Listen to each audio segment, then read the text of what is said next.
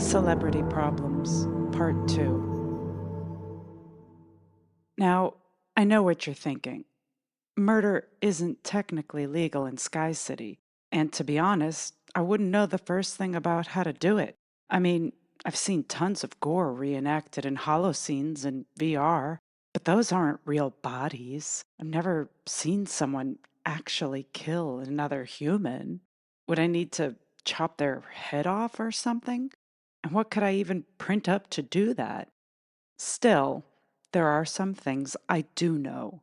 For example, I know a Dozex capsule applied to the BSU puts an average sized human to sleep in under 2 minutes. Maybe it takes longer for the Hulk's inactivities, but I won't have to worry about that. I also know that the Sky Platform waste chutes lead down to some distant, contaminated ground level. Trash goes in, never to be heard from again. That's the fate that awaits my dear friend Lisa 010. What does killing a human matter anyway? Soon enough, population levels will get too low and the Ebots will release a new generation. There are only a handful of Simon Victorias left in circulation, and the Maria Michaels are nearing retirement. Anytime a new gen year hits the scene, it becomes nearly impossible for the remaining old heads to stick around without taking a big token loss. Most of us leave the CDU after our 13 childhood development years with one goal: earn enough tokens to retire at 45, get our upload ID, and spend as many catalog years as we can afford as avatars on the skyweb. It's pathetic to keep generating energy after our peak viability age, especially for a Sector 1 celebrity. Even my new mentor, Maria 001, is cutting it close. But since our last session, I've been wondering, is murder how Maria stayed in the 1A tops for so long? The most valuable NGen is the kind you can't generate on feeds, she told me. Considering what the Skyweb lets us get away with, I can't imagine her meaning anything else. So, I've already calculated my plan. Once Lisa and I exit the Skypath, I'll have at least 12 minutes before we meet up with her unfucked charity case. The 5M junction is as big as any other, but most units are residential, so their Skypartment could be anywhere. But even if they lived in the farthest corner towards Sector 6, no Skypartment is more than a 12-minute walk away from any given Skypath exit. I'll just pretend I saw something cam-worthy down a dark alley and get her to follow, graciously letting her get ahead of me to share the first glimpse. From behind, I'll just click the Dozex capsule into place and let it take effect. E-doses are usually self-applied, so every battery storage unit has an auto-detect feature to make adhesion easier in medical emergencies. She'll never expect it. No one would waste good tokens to apply a Dozex to someone else's BSU. Of course, the dose application will register in her Viz screen. This means I'll have to improvise. I'll probably try to grab her hands behind her back before she turns to question me. I've got 4 gen years on her, so I should be able to keep her restrained until the dose takes effect. And since she does her charity work off feed and I've agreed to do the same, no one will be watching. I just drag her sleeping body to the nearest waste chute, and voila! Lisa 010 joins her trash heap brethren at ground level, and I keep my 1G Sky apartment for another catalog. Easy peasy. And the Sky citizens in Sector 5, you ask? Sector 5 is notorious for dead street cams left unrepaired, and if there are fivers out there, we probably won't run into them. Most suffer some kind of cam phobia or an illness that keeps them unfucked. If they do run channels on the Skyweb, they're lucky to have a single follower. The ones that place into Sector 6, I hear, are even worse. Mangled faces, brain deficiencies, or some other defect developed in their CDU pods. Still, the bots find them worth keeping around to experiment on, or so the Skyweb gossip pages tell me. In the outer sectors, Sky citizens hide away in their Skypartments, scraping by on token donations because they can't meet their NGen quotas. Without fucking, they barely post on their feeds. Even if they could, they'd be shunned into negative token ranges for their unpatriotic laziness. A patriotic sky citizen is one that generates the most love energy their body can handle in a single lifetime. Now, I'm about to end Lisa 010's. I pack light for my trip, expecting it to take a max of 3 hours. Or at least I hope it doesn't take any longer than that. A scaler from 1C saw my post about volunteering and pinged me for an engine collab later this afternoon. Can you believe it? It's already happening. But it all depends on how quickly I can get Lisa 010 out of the way. If she takes my 1G Skypartment in 3 days, I'll have only two options. One, live in a transient unit for junction losers who wait until bodic reassignment according to token levels once the next gen year releases. Or two, I can voluntarily go back to 1H and choose a unit my declining token levels can afford. In both cases, I can kiss any scalar collabs goodbye. You have no idea how hard it was to get out of 1H. Keeping up with the trends meant getting into some pretty crazy shit. Fucking with assorted appendages and holes, hollow costumes making me fatter, thinner, or with skin like sandpaper or the color purple. In one feed, me and three other users sloppily generated energy in a pool of jellified Quantex. That series ran for 3 weeks. Then the rich Claire Gen year was released and no one cared anymore. I can't go through that again. But in the loser units, I'm just as likely to earn enough to stay in the scales as I would be in 1H. Either way, I'm back in the soup and I can kiss any hope of living in the A through G junctions goodbye. But once I kill Lisa 010, my life can only get better. It's early morning when I meet Lisa in 1M.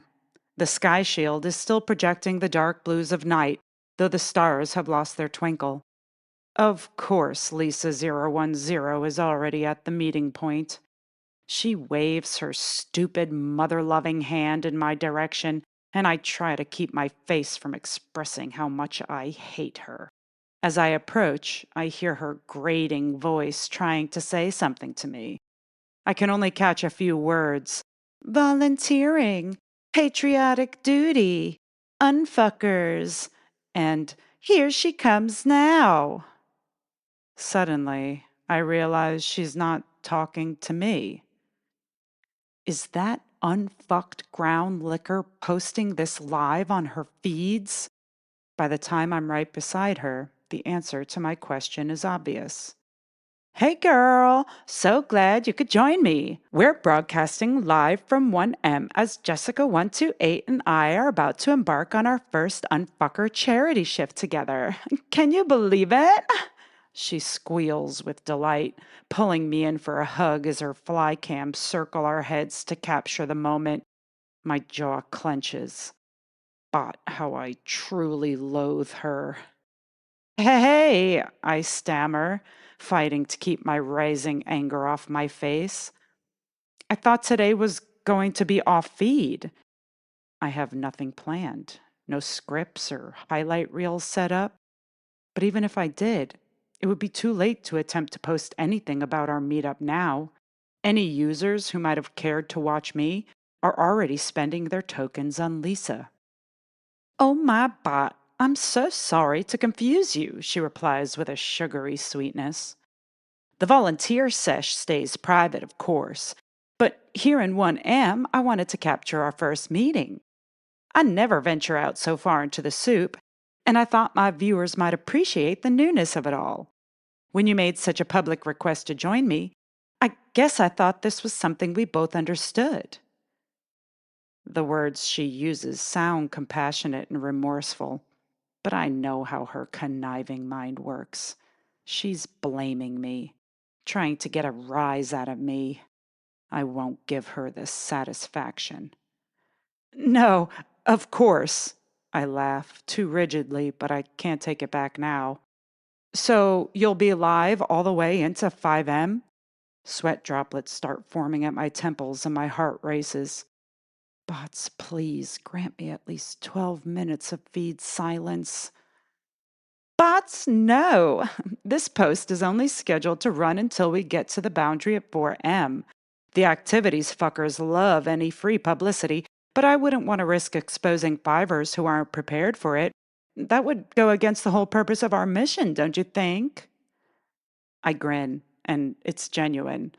At least because now I'll still have the chance to dose this dimwit. Her interrogation is nonstop. How do you keep up your engine quotas? Who's been the most fun to collab with? What's your favorite type of fucking? She swipes her wrist across the Skypath entrance, undistracted as she peppers me with 1,000 questions. Between hating her and trying to be civil for her feed, I can barely keep up as she climbs the Skypath tower up to the fast track on the 3rd level. My answers are brief. Saying too much risks releasing the anger bubbling in my heart. Still, as we catch our feet on the moving walkway and settle into a steady pace with the other Skypath pedestrians, I try to keep my responses valuable. If nothing else, maybe some viewers will find me more interesting than this dull sister witch and swap their subscriptions to my feed. Then Lisa010 says something that surprises me. I was really interested in hearing your perspectives on risk the other day. It was a shame that Maria001 didn't consider it a topic worth pursuing. I would have liked to hear that conversation between two scalers. Words escape me. My mouth dries up. She knows full well I'm about to lose my Skypartment, and yet she still calls me a scaler. Takes my side against Maria, meant to be 001. You watch my mentorship series? Of course. Most everyone I know in the Sector 1 soup watches the celebrities who break into the scales. You probably don't remember me because I was only just released right before your upgrade, but we lived in the same Junction H neighborhood. I'm sure no scale celebrity wants to look back if they can avoid it, but I had hoped you'd notice. I subscribe to all your feeds. This must be a trick. I quickly pull up my list of subs into my Viz screen.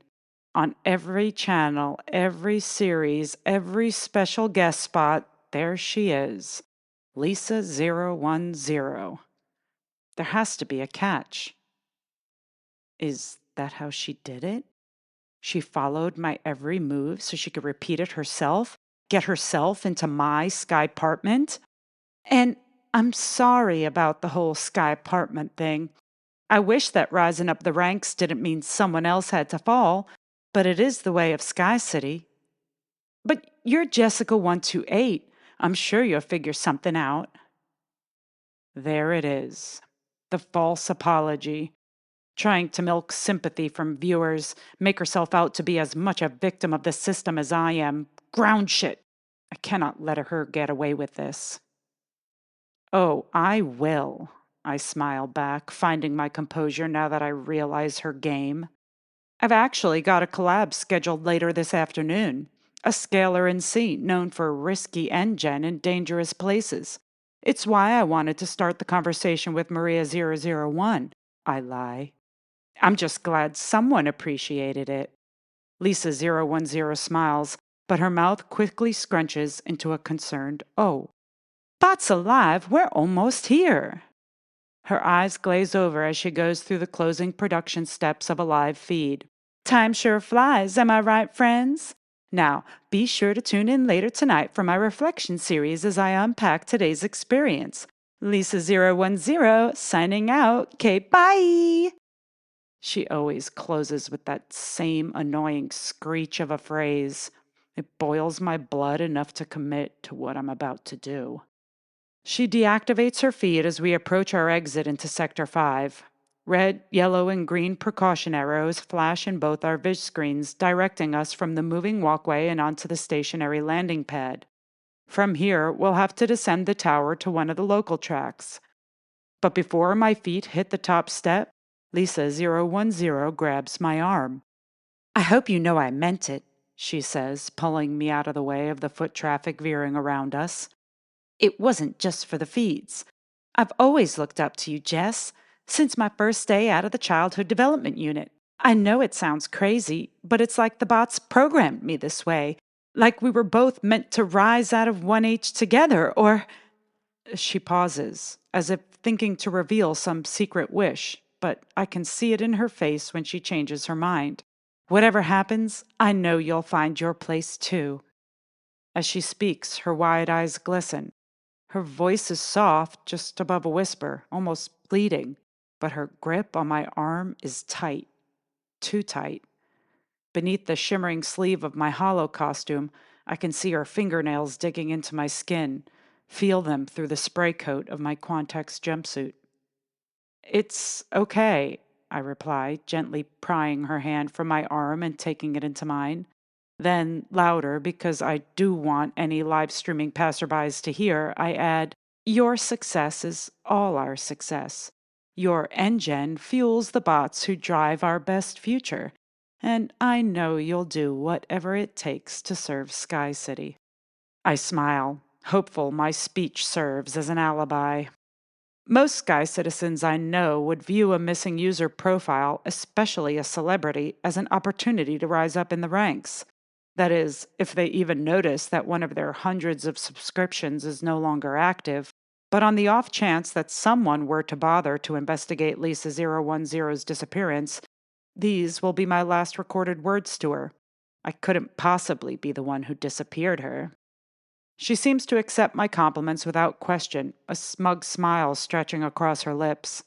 I hear her blabber on as we descend the tower and board the local sky path, but I pay little attention.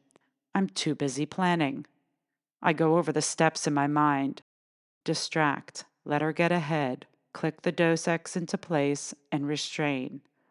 I just need to come up with something juicy enough for her to get curious.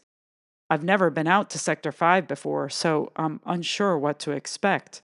Maybe some undisposed trash heaps for us to comb through, or a curious outer sector catalog product. With the act now moments away, my heart pounds in my chest. Ours is the third exit into 5M.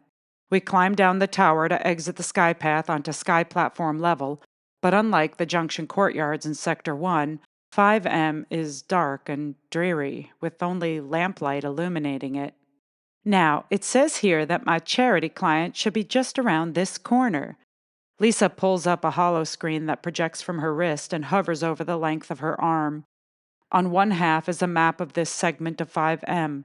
On the other is her volunteering dashboard. Sky Apartment 414, Building 5M36. It should only take a few minutes. That's all I need. But as we walk, I struggle to find anything distracting. 5M has very little going on. There are no hollow billboards, no adverts featuring celebrity avatars enacting scenes around the junction. I see one shop in the distance, but its flashing neon sign says only clotting.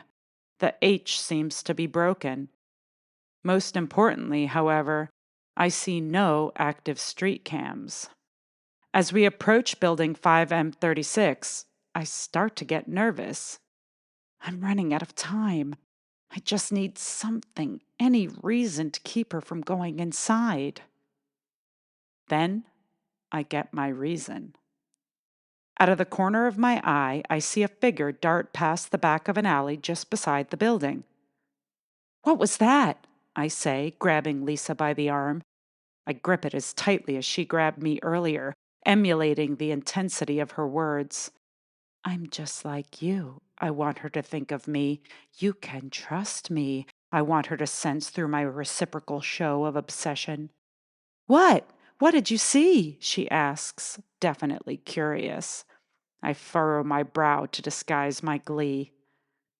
I don't know, I say back, moving away from the 5M36 doors and into the darkness between buildings, dragging Lisa 010 behind me.